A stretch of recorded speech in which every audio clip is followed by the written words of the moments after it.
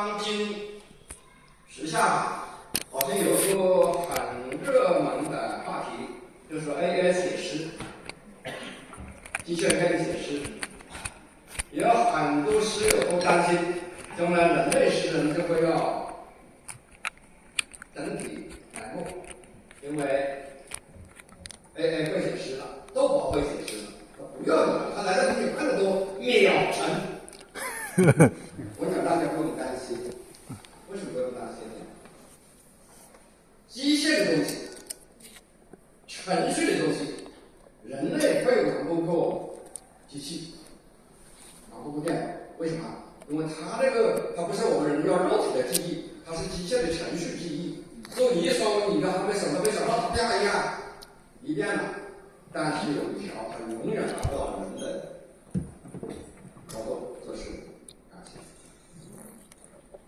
人是有感情的，机器是不可能有感情的。它要所有感情，那也是装出来的。比如说，找一个机器人再高档的 AI，就是马克思呀，你来跟我讲，你晓得我脑子里现在想的什么吗？我在这瞬间我爱着谁，你知道吗？永远不可能知道，只有你自己知道。所以我们人类写的诗，永远只有你自己知道想要表达的是什么。机器人是概述，所以不用担心。但是一般般的，你就会被淘汰。被淘汰是老干体，大量不肯下功夫写诗的人，片面的，真正分尖上的永远他能淘汰李白吗？他能写出第二个李白来吗？写出来你也不认了，所以不用担心啊。所以我第二个呢是很关键的嘛，融入感情。写诗写文章融入感情。诗者，文学之精也，难从笔上得来，应自心中流出。心中无激情，不可强助，勉强不笔，恐其画虎不成，反内长耳。纵有千言，何足言假？是不是写得多，还是要写得精？你心中有了激情，想憋就憋不住了，你就自然会把它写出来，那就是好事。先不搞别的，有话就先说出来。心中没有情，没有冲动，勉强罗笔，那就是演丑，纯应酬啊，没有感情的事。结合诗的关系，景乃诗之美，景是诗的美点；情乃诗之批，情是诗的批芽批开。无情之诗，类于实学躯壳，纵都脏败，也是僵尸。我的结论：有情则失生，无情则失死。套话就是无情的，官话是无情的，报告是无情的，所以它存在不了多久。一个报告过一阵就没了。所以情要诗要和情结合情走啊，这是我的观点。下面我们看古人的有情的例子，今人的有情他到位的例子啊，看一些例子。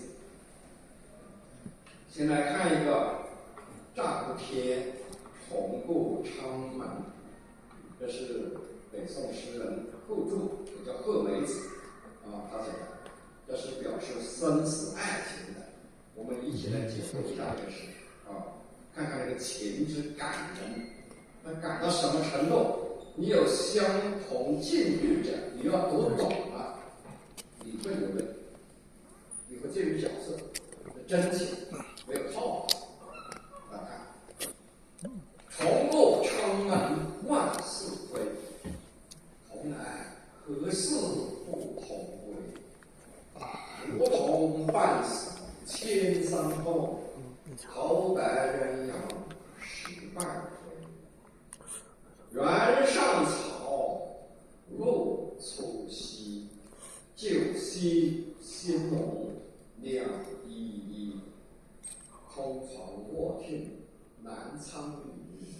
水不挑灯，夜不依。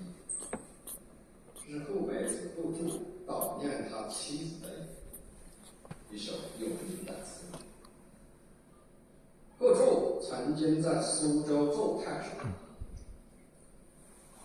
他离任的时候，他妻子跟他一起来，他离任的时候呢，一个人都起来，不是，病逝，就埋在苏州了。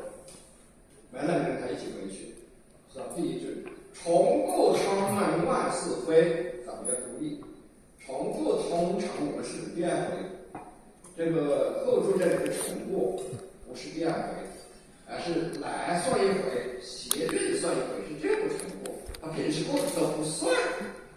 重复昌门万事辉，这个万事辉的辉字，大家注意，不是昌门有什么变化。因为那个时候还没有拆迁，还没有旧城改造这些项目，这昌门在他当了几年官了，不会有什么变化。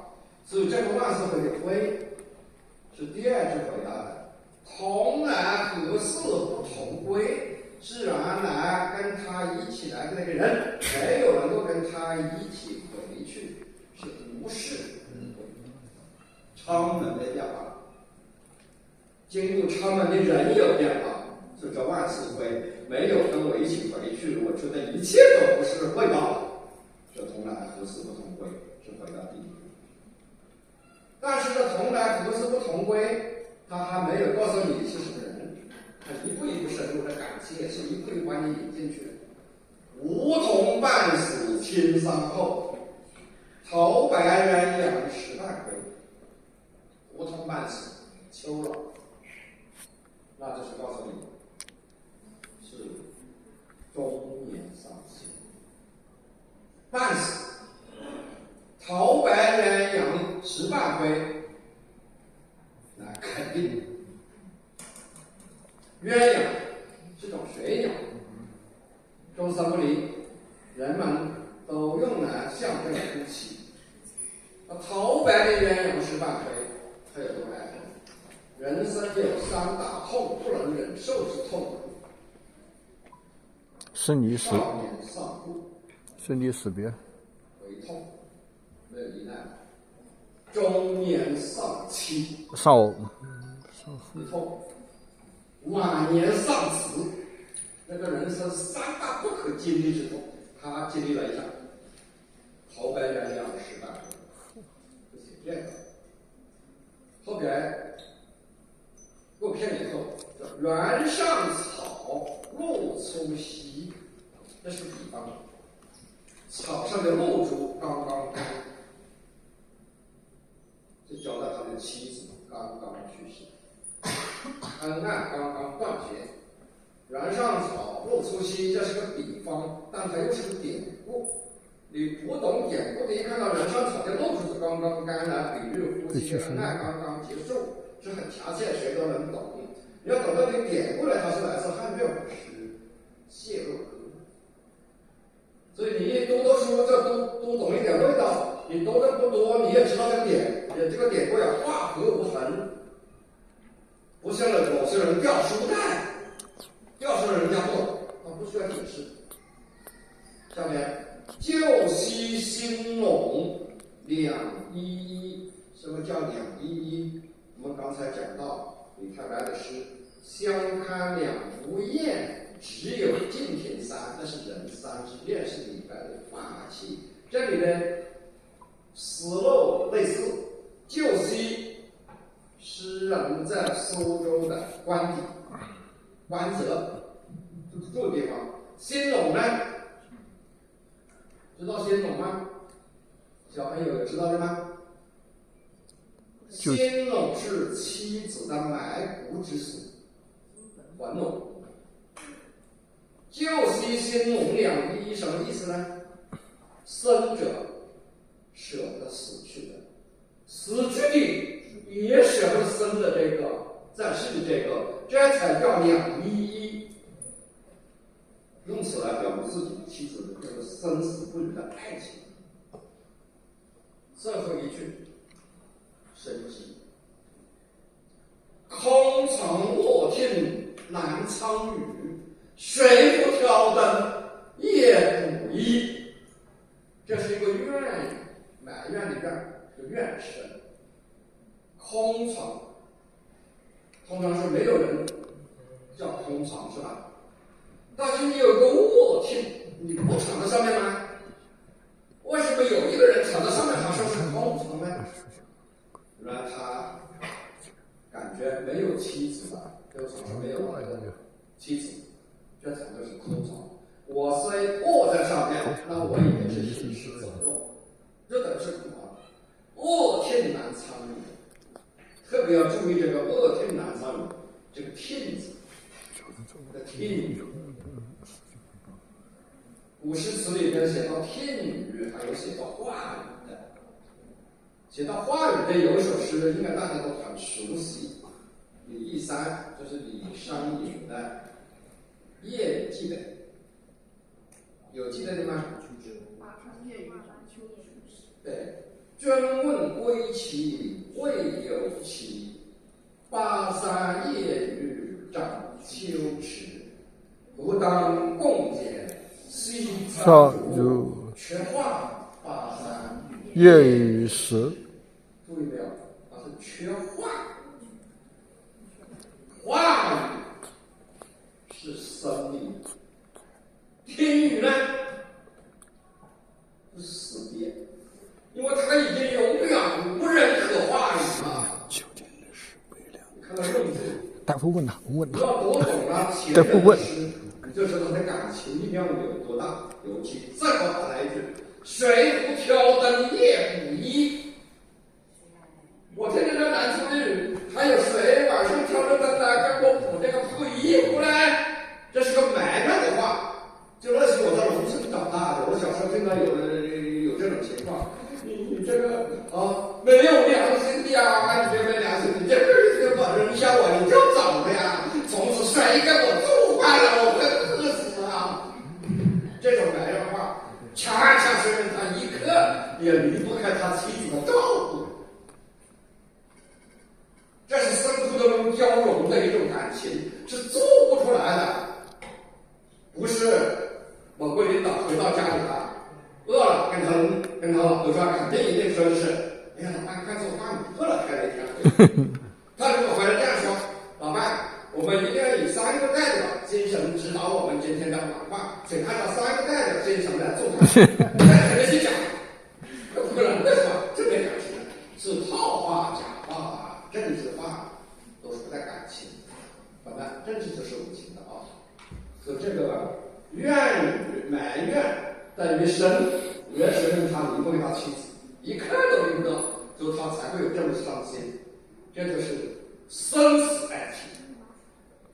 做事要有钱，有钱才感人，没有钱的是说了半天的口号啊。这是古文的。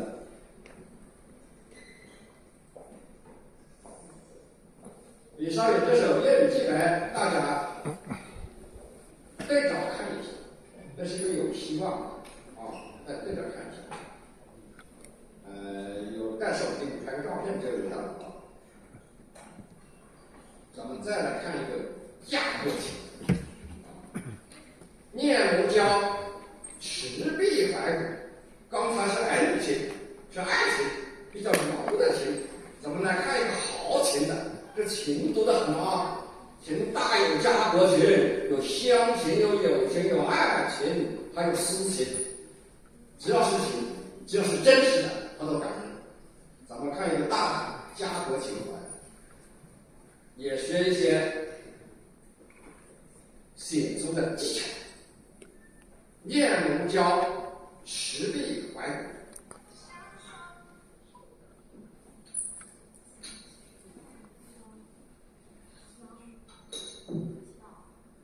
大江东去，浪淘尽千古，风流人物。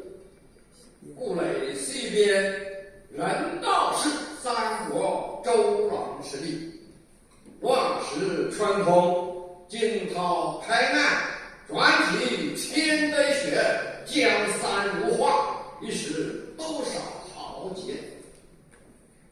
遥想勾践当年交出驾了，行之有道，羽扇纶巾，谈笑间，墙楼恢恢奄奄。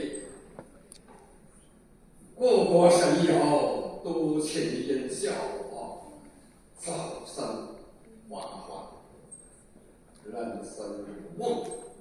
一尊塔内江月，是东坡的甲骨文词。这词我们要有一句一句来领会其中的妙处。教科书上没有，你看教科书没有。首先看第一句：“大江东去，浪淘尽，千古风流人物。”这第一句，它就叫做时空交错，上下千年，增恒万里。大江东去，增恒万里，千古风流人物，上下千年，这就是个立体的画面，它不是平面图。我跟大家讲，我去讲艺术不能的任何人啊，立体的大，时空交错的大才叫大。如果你写了千里，再写万里，写了一个地方，再写一个地方，那是平面的，那是地头，那是空间的，没有时间。时空交错的一体才是大。所以要先看这个大江东去，浪淘尽，千古风流人物，这是历史的长河当中把千古人物都淘尽了，是这个意思。我就不便打比方，打一个也不要紧，就说艺术啊。我们当代有伟人，我的老乡也很大气，他写过《沁园春》，北国风光，千里冰封，望雨雪飘，望长城内外，惟余莽莽，大河上下，顿时滔滔，大清大清，吞吐乾坤之气。一般人写不出来，这我毛主席才能写出来。但是我要说明的是，它是平面图，没有时间，只有空间。1000里、10000里，长江外边大河上下，全是平面图，所以它是个地头，铺展的壮丽的山河、壮丽的，它还没有达到东坡这样。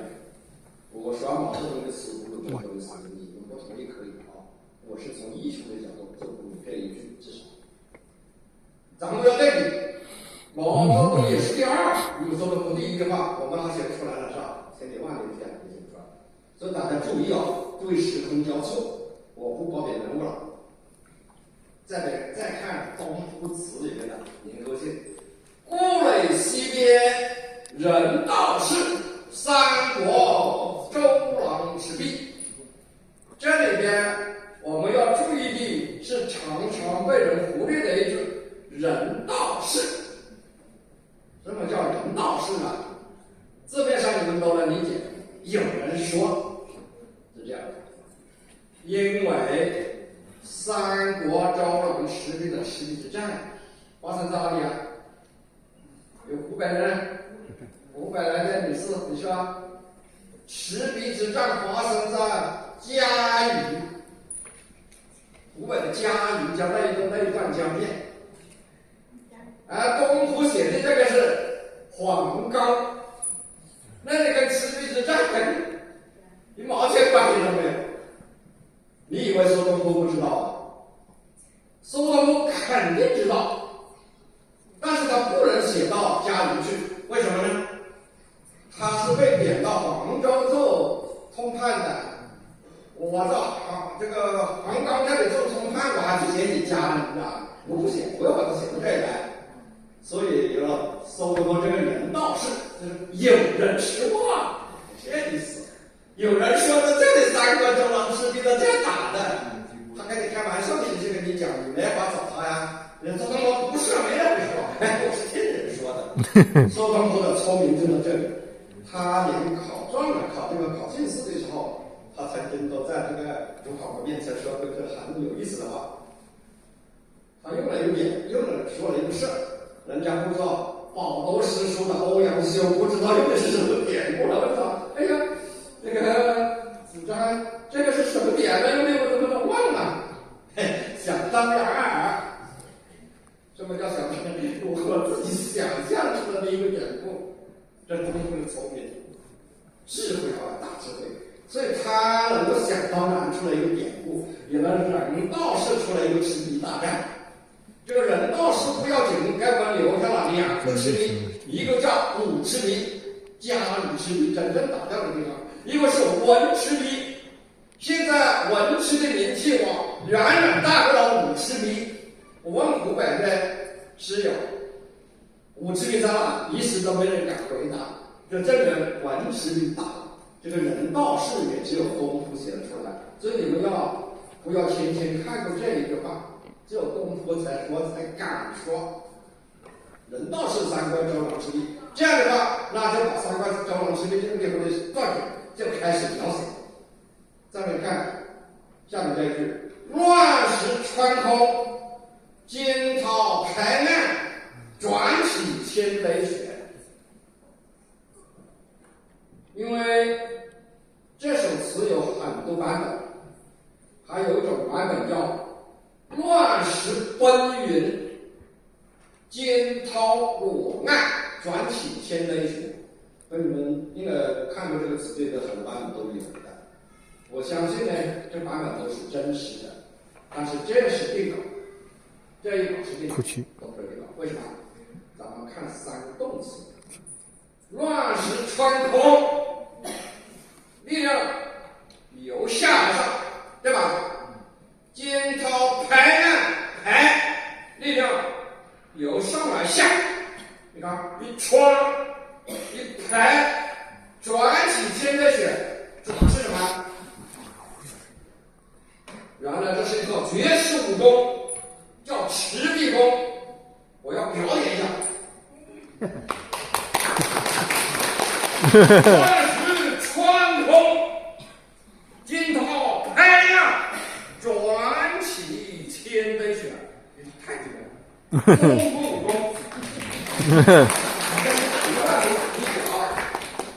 这是我们这样理解的这个动词的一个用法。如果是乱石奔云，你表演不出来；惊涛落岸，你也不知道怎么落。所以我们写文章注意文章的关键字的变化，穿、拍、转，有动作。幸亏金庸发现又写一部小说了。当然这个也是开玩笑啊，为了使你们记住这3个动词。江山如画，一时多少豪杰，这就不用说了，是照应着前面说的大江东去浪淘这千古风流人来的。这江山如画很美，一时间有多少豪杰？这一时不是指现在，这个一时就是隔一时都有，各个时期都有，有多少豪杰是无数的豪杰，英雄豪杰。上篇就结束了。我们知道这首词是豪放派，是开豪放派之先的词，原来是婉转的、柔美的，到东坡架上手里，尤其在东坡手里，它有豪放词这个出现。但是东坡好是豪放，各篇里2句你看看：遥想恭敬当年，小乔出嫁了，秀姿英华。你看到好戏吗？这里不好听。这是武戏吗？这是文戏。前面是乱石穿跟刀光电影里边武戏全是花脸，就把刀成小刀枪。他来一段凤凰花雕的文戏，穿插到武戏里边，是不是感觉到特别的丰富多彩啊？特别有意思。而且像不一味打下去了，有一个小桥架了，还有一个纱巾凤凰花都裂了。这文戏一出，整个词呢又转入到怀怀波澜曲折什么，回肠大看，非常的有味道。接下来文戏穿插过了，再来说他周郎的雄姿一块，善观今，谈笑间强楼恢恢烈烈，那是厉害的很。说周郎护送周郎，就说赤壁这战之中。说完历史，他说完历史就联系到自己，马上想到自己。故国神游，这故国指哪里？你们理解了没有？小朋友理解没有？也来了不少小朋友。这故国指哪里？啊？大声说，没关系。故国是指特指的三国那一段时期。故国神游，我不能回到当时的三国赤壁之战这个时代，我不能回去了，我不能像周瑜一样，我只能神游。神游就是精神向往，这是我跟你说类似穿越时空的精神向往，所以叫神游。所以这个故国不是我们现在这个阶段，土地是这片土地，时间是三国时期的故国。这个要不理解的话，你没办法理解后边的话。多情因效我，早生法华。自己这么关心这个三国时期的事，这么关心这个当时天下大事，哎，也是自作多情啊，在这里。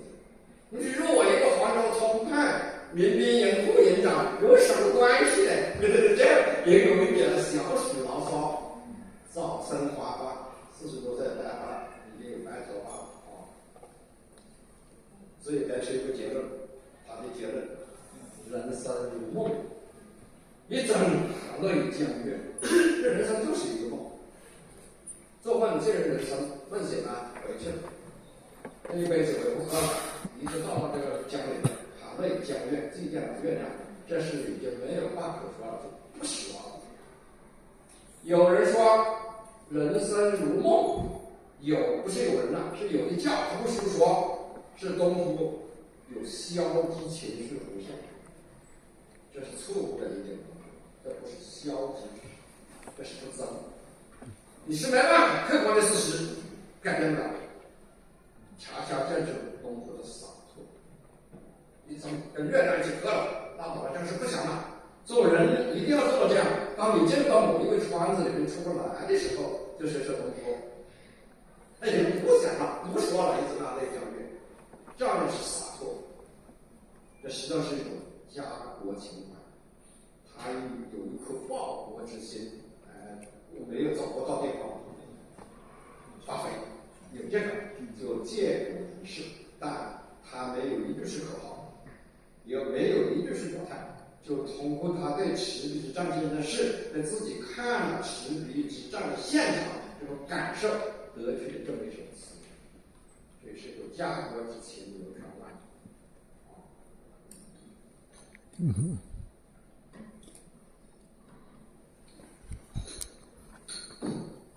如果有热水的话，就帮我添一点。叫一下图书馆的。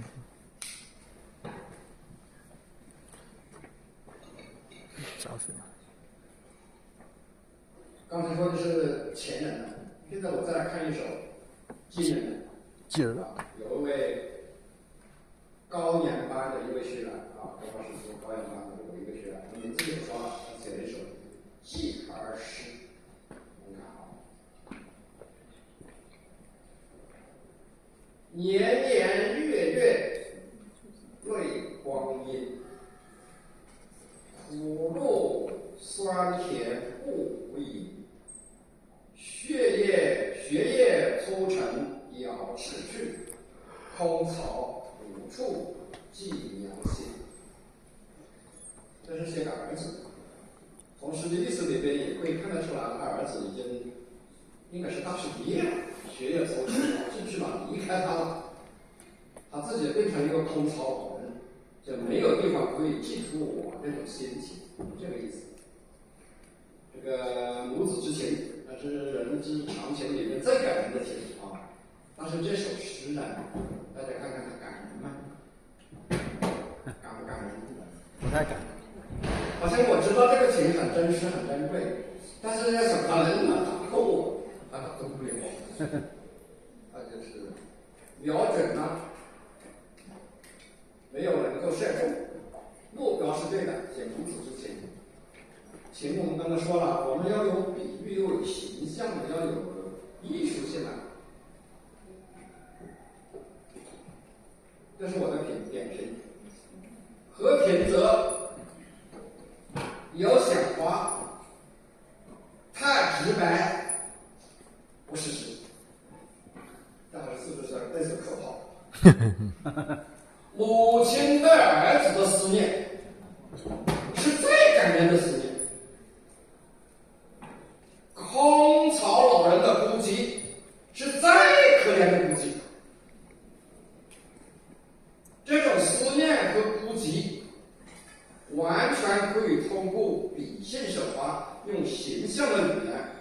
委婉曲折地陈述出来，不要这么直白，言辞越委婉，内心越沉默。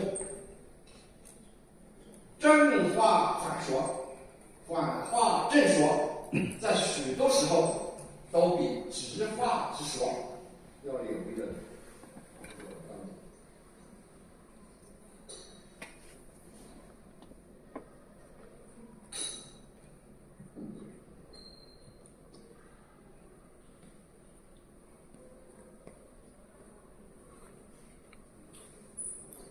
原来这个诗字边有两个意思，它有两个意思，一个是母子情，一个是空巢叹。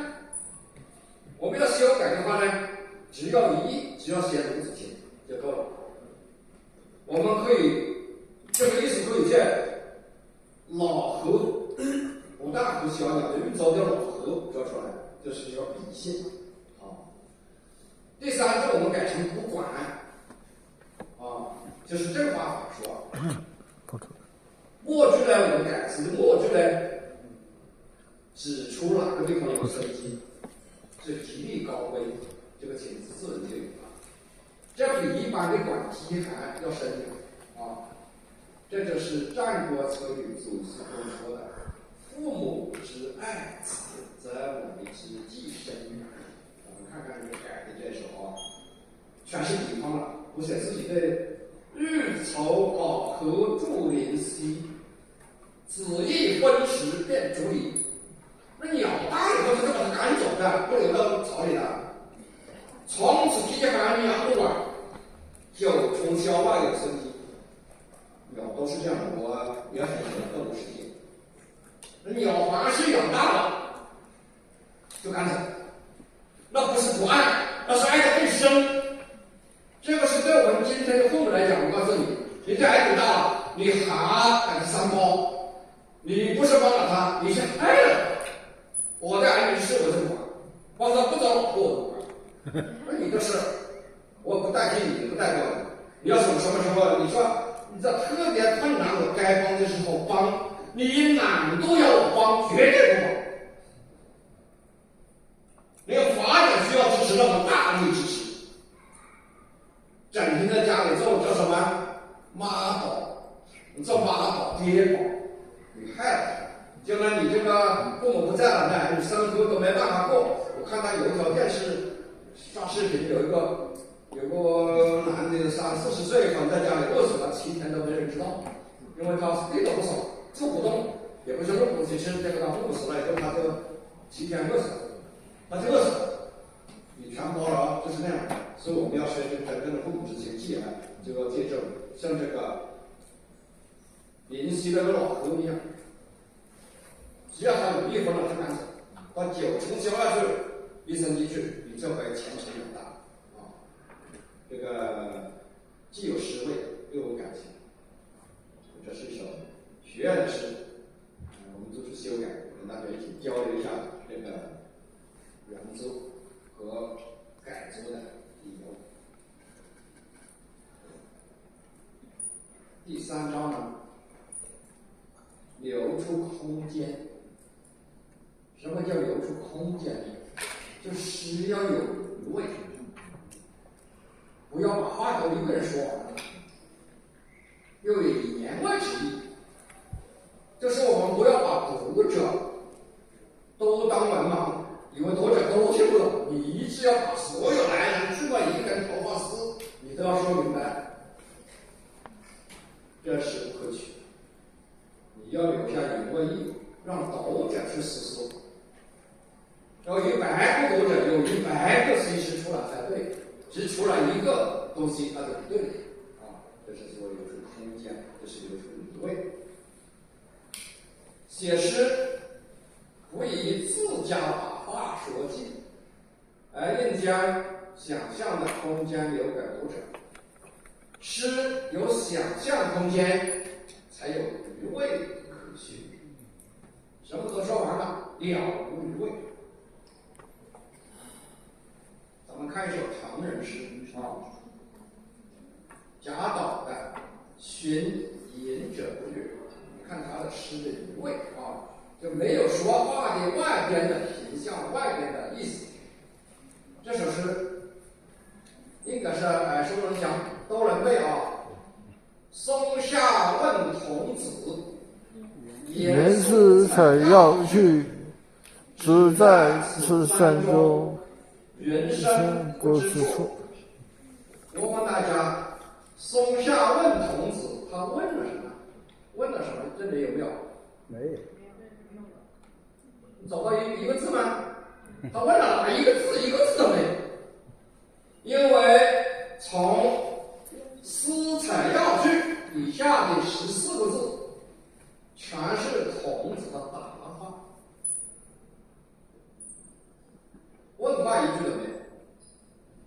他问话在哪里呢？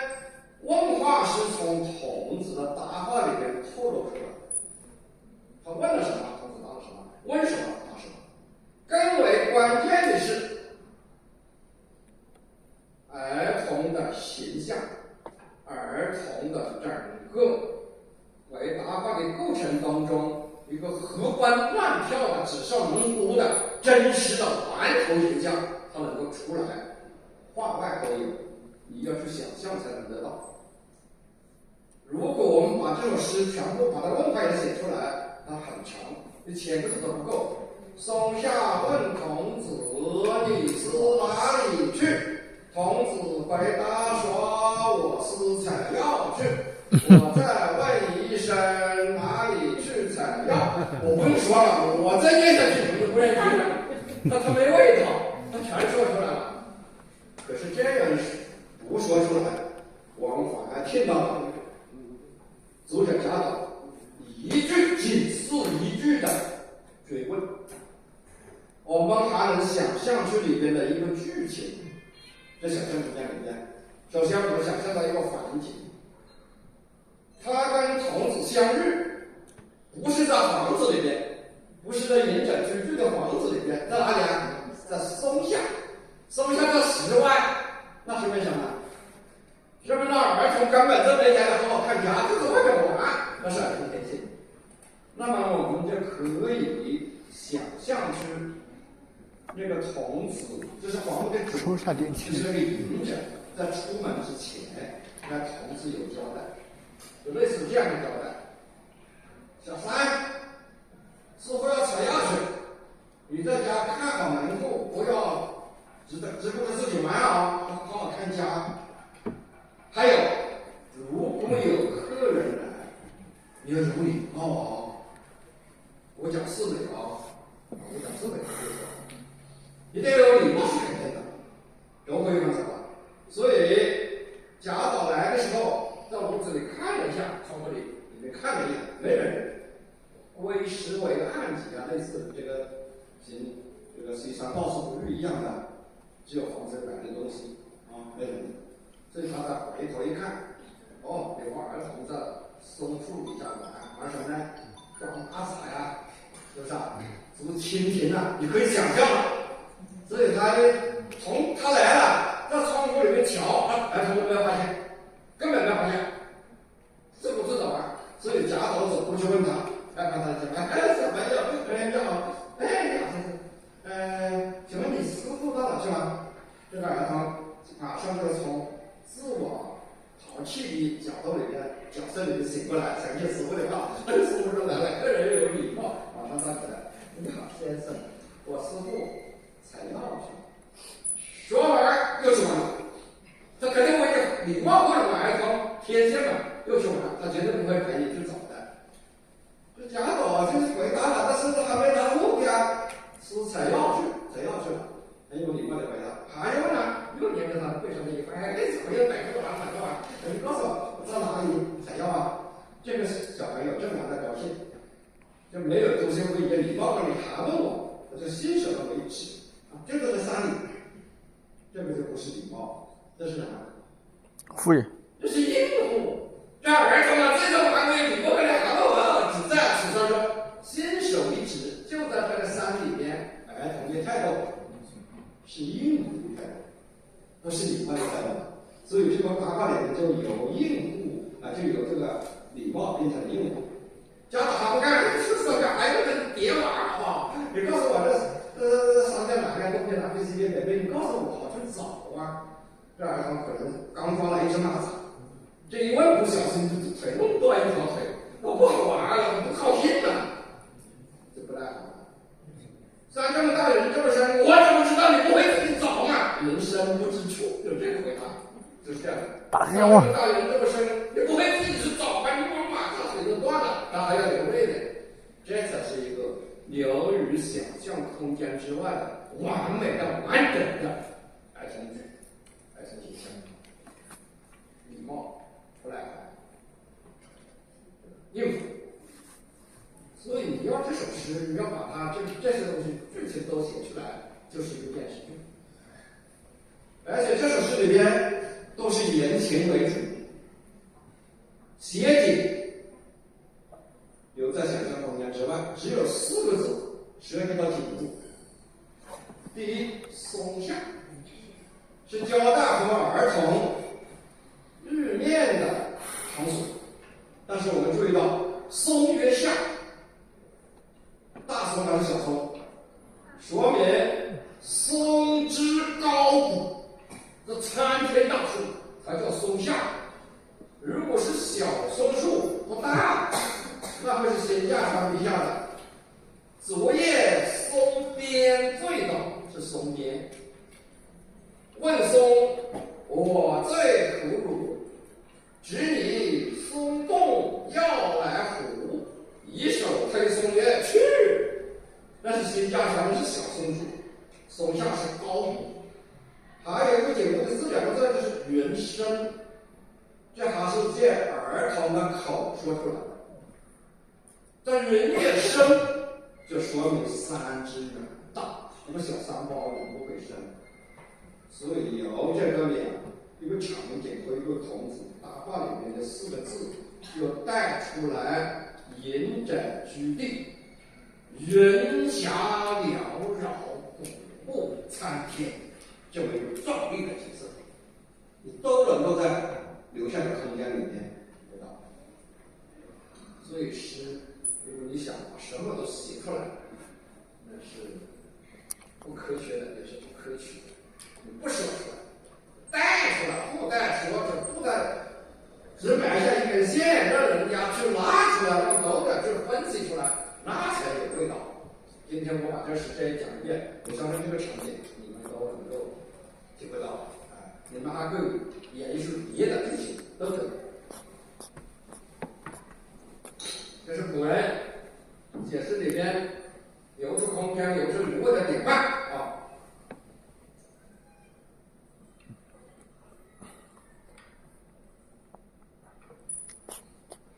咱们再来看一首金人写的啊，这是一个珠江月时下的一位有点名气的诗人写的，叫秋残。写残应该是东北的诗人啊。几窦重生尽夕阳，桑枝半果入鹅筐。口思自过燕人过，化作佳肴赞未央。东北那边呢，有一个吃一个东西，就我们南方人可能不太常，就吃那个蚕蛹。那蚕结蛹了以后呢，拿出来油炸吃，好像南方这里有地方也开始吃了。他就把这个写在这诗里去了，写到秋蚕蛹去了。咱们觉得这个写的好不好？凭直觉，你是虚伪的样子。哎，咱们是平等交流啊，可以说啊，我问 A 都打我，人应该打我，好不好？还行，还行，至少不是太好，是吧？大优势。意向故于衰洒，特别生气，尤其是结尾。你化作佳肴，你吃了它，你还要赞美人，你也太吃过了，大煞风景。所以此事要改好，需要从利益上翻转过来，反过来，吃点，吃了他再好吃好吃，那没意思，没生机。咱们箩筐还用那个箩筐，蚕还用那条蚕，把利益变了以后，职位就不可同日而语了。你看看哦，这样子。这个有些小朋友啊，你们在学古文的时候啊，注意这个意义。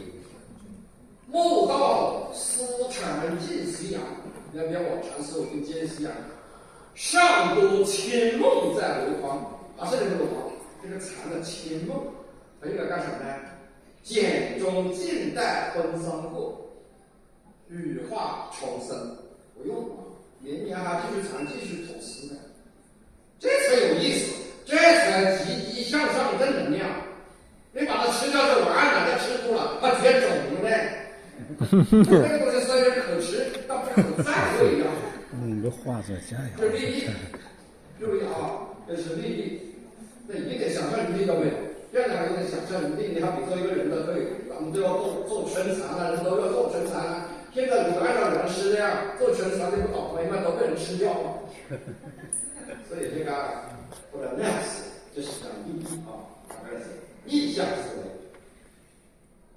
我们再看一个经常遇到的啊，骚扰电话，我看你遇到没有？我是经常遇到。写这个题目就还有意思，写骚扰电话。大家看啊，在考民生响不停，相随短信入银屏，泱泱社战何人理？电话无名不接听，这个你觉得也可以，我觉得也可以。电话铃声响不停，那是肯定的。响完以后马上还来一条短信，请你点开链接某某某。如果反对，请回答什么？你一回答点开你就上当，你钱就被套了，而不是骚扰的问题。这个应该可以打个70-80分了吧？作文的话，我同意你给他打分70-80。但是我认为这个呢，有个问题在哪里呢？就说教的成分。哎，你告诉别人怎么做，谁不知道呢？电话没名字，你不要接啊。它是正确的，但他没有懂，没感情。这不然就没感情，没想象空间。但是它对，这叫正确的、空洞的、抽象的说教，没意义。你给他70-80分，是你是仁者之怀。我不给他这么多，我跟你心情是一样的。你是鼓励为主，我是批评为主啊。视角，我才讲的这样，因为不是别人一致，至少我们两个绝对一致是两个都是光头，你看没有？没有白的，还有青的。好，咱们看看啊，我点评。这首诗呢，只有烦躁心，反被讲了，我们大家都有的，缺少幽默感。骚扰电话是最烦人，能抓住这个题目做文章，算是别出心裁，我这可以给他发手。那么后边20分，为了避免枯燥，最好能将被骚扰时的烦躁和无奈，你给他描摹出来，描得形象一点，再增加一点幽默感，这样读起来呢才会有趣。广告时也要讲味道，就不妨打点油。我们这设想一个环境，我听说有一个故事，他把电话号码改了以后忘了告诉家里，完了他这个新的电话呢就那电话完了联系号码都丢了，跟家里的电话也丢了，每天拿电话黑了这个电话。黑了这个电话呢，就有人找上门来了，找他们怎么回事？你怎么连我的电话一看是通的？把你儿子电话黑了，他又没成。这样故事写的里面是挺好，你看这样写啊，打点头。骚扰铃声震日闻天天响，喜欢动指日3根，连黑掉你的3根。谁知误黑家人号？引起爹妈找上门，你是黑了，你黑电话也能注意，来搞亲子黑着你家里的电话，他这个骚扰电话就有点幽默感了。这不仅仅是说骚扰电话不好，但是也还是那个真实当中发生的事。这就是有点味道，这算不了。即使这样说，也没人说骚扰这么好，只是说你不慎重，不能乱塞。有的可以还有家不能还给家里一个亲人的，你还得够真没办法。啊，现在讲最后一章了，立体形象，我要看看时间，讲到5点半。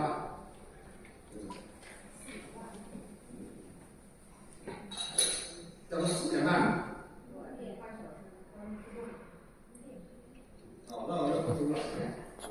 好，立体形象第4章门。形象思维啊，有很多人有很多的定义概念，我都不说。我说就很简单的，你们可以这个马上就找出的。人之与物，各有形象。纸上能书，人之形象神，就刚才那个孔子一样。闭无可见，物之形象在。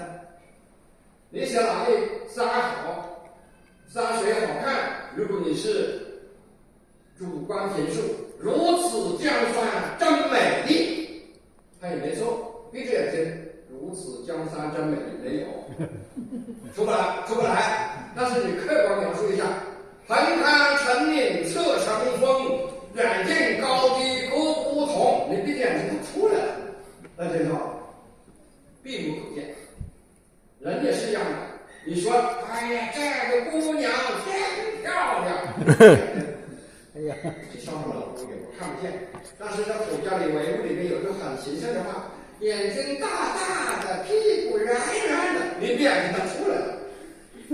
所以要客观描述，不要主观评述啊！形象思维，这个我跟大家讲一个经验，就客观把它画出来描出来，不要主观我去评出来，很关键啊！看看千年月。村居怎么写人物形象？先讲讲好。茅檐低扫，漆上青青草。闭上眼睛，看见吗？看到了。有画面吗？有画面。低低的茅屋，一条青青咬在门前，还长满了青青的草，生机盎然。醉里无音相媚好，白发谁家公老？出来2个人物。是说无音的，无龙远语啊。江苏浙江那一带的江西那边的那带语言，上老相媚好，什么叫媚好？他写的上老的。是，就是那一带的无音，无龙远语。为什么相媚好？用个媚字，就不是正经的在说商量家计。是老两口子有点这打情骂俏的，是开玩笑的话，叫相媚好。因为他是在醉里做前提，平时不会。老头喝酒喝多了，就跟老太太说了，假如咱们有想在中间呢，让老太太跟老太太说：“哎呀，你现在怎么回事呢？你脸上起了荷包褶着，那不让我融到脸上去了。”老太太一个说：“你呢？你还吵？你小时候你知道拿一根肉骨头到我们家来好，我们就找黄狗，我们家还有一只黑狗呢，你一根肉骨头才打2只狗，这个叫我妈逮住不是？类似这些话，我们就会想象叫做相媚好。这2个人物，还要想象后边的3个人物，那就一个接一个讲出来，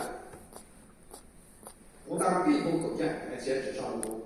大2到干什么？筹购期中。主要劳动力，家里的主要劳动力正在干活，筹购期中。中2到干什么？正值基隆，自得认准的编为你所能及的活。小二到喊了2句，干什么？最喜小儿无奈，七头卧国莲蓬。他可不像大哥一样要主要劳动力，也不会像他二哥一样在家里做点力所能及的事，他只会淘气。你拨莲蓬吧，你坐着站着不好，还是卧着，就是穿刚换一件新衣服躺在泥巴里拨莲蓬，小孩子淘气形象，要不然身上真正的无赖小孩就这样的顽皮。我们在农村长大也都知道，他拨的这个莲蓬还是前年留下的旧莲蓬。因为这是春天，去上千草，那老年团哎在玩的哭了，谁在在哭了的只能吃，这可以想象，这就是纸上文夫的，而且避无可见的恶的天下，鬼人的天下，绝对不是客观的主观的在评述谁谁谁怎么样，谁谁谁怎么样，这是你说可以，别人不一定理解为是或者是这就反面例子就不同了，就看这个人的评价。我们来看一个今人的，这个我前辈叫龙永银，他写了一个自嘲形象，他是高度近视，这个龙先生朝见朝点了我无非就把这慢吃掉多腿一点，对不对？我稍微看一点戴将近1000度的眼镜，他眼镜丢了，就写了一首词，咱们看看一片朦胧风景，戴眼镜的人都举着眼镜来体会这个形象我举着我看不见了。万日混沌抽开是人是物总难猜，但见团团色彩，这个后面有点不知道是什么东西。莫让花容轻雾，修间月难遥接。无魂冥处少愁来，难得不出世界。最后这个真是精彩。他前面写就是有点眼镜的人这种卷态，这种狼狈很到位，连人物都差不多，只看到一团团的色彩。其实世界上的事情，我跟你讲，就是一团团色彩组成的。所以我有个点评，点评给大家看看就是了。上阙是就事论事，楚语诙谐幽默，写尽近世者神态。世间万事原本是团团彩彩，变化多端，殊无定调。词人时卷眼镜，反得其真理，看不清得到真相。下阙是借题升华，切入事情，也无昏冥处少愁来者，强自宽解也，自己给自己宽解。正见平时所困所合之多，范文正人处江湖之远，则有其尊。词人终身不移辞其手语，这首诗写到文革时期，是尤其有意思这是形象，自嘲形象。跳过去，再说一首。民间夜饮口占，夜行者形象了却烟波任酒痕，闲吟趁月可招魂。庭前虽奏如溶水，一进松风敲竹门。后面也有些景，也有些东西，但是这首诗我不赞同的是哪里面？构想甚佳，鼻鼻味道。首句任酒痕，我给它改成盐酒痕，就有趣味了。次句的招魂，这2个字不一，为什么不一呢？因为你是民间夜行，你半夜3更走漏，最好还是不要招人，你怎么自为？说老实话，那不太好招人，你会被你吓一跳的自己不要说不邪和，全是问左右都邪和，对，可以换3个字，千年对月一销魂，那就好对吧？后边2句呢可以慢起来，周边的业绩，用艺人的手法将心境写透，题目改作夜宿口占，这不有趣一些，咱们直接看，改作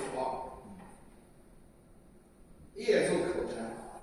了见烟波饮酒痕，我这酒痕也是不是认，我喝这酒千年对月一销魂，没有人跟我一起说，这个月亮明是午夜销魂，很高兴。全身肘以昏无赖，这是全的声音和肘体演出，但这是无赖，不用人妖自导门，我都被邀请，他都到我这里来了，这是很美。领袖的3里面，这就是很美的感受，全身肘以昏用人妖自化还。你知道这个环境里面，你是不是对月同人吟诗都消了？这写出了这个演讲之路啊，这就是好吧？再来个测试题。梅子黄时日晴，小溪换尽却山行。绿阴不见。三句当中，梅子黄时日晴，小溪换尽却山行。绿阴不减来时漏，天得黄鹂四五声。我要大家解答一下这些小答的理由讲啊，天得黄鹂四五声的理由。为什么会天得黄鹂四五声？梅子黄时日晴，天气是很好的。晚上梅子黄时是经常是下雨的，一日放晴都来，这个是日晴，好天气。小溪上换尽却山行，是勃勃的有幸付诸实践，因为日晴。绿阴不减来时漏，是龟头所见有绿阴，树很浓密，不减来时漏，你短小的2-3天感觉不到。但是这个黄鹂来的时候没那么多，回去的时候怎么会天得呢？这是黄鹂欢迎你们回来。太阳下山了，鸟归巢了。这个要给你100分。他一下就讲了。为什么？因为所有教科书都没有解答，是我解答的。居然他跟我想到一起了。要联系梅子黄时这个季节，就联系啊。日晴这个气候，绿阴这个环境条件，来时候这个时间差，注意啊，都是这样读：季节、气候、环境条件、时间差，没有时间差不行。你去的时候还没出壳。最关键是四五声这个鸣叫特点，因为黄鹂都是一唱一个。也给黄鹂1-2声，2个黄鹂鸣翠柳，那是2只晨鸟的叫声。而4-5声就是刚出壳的小鸟的抢食、增食声，一起张开嘴叫，那才叫天得，确实天得了。这个解释也只有我才解释，上次的神人大会真的我也讲了这个，这位跟我保持一样发型的，一会要把他留上我说。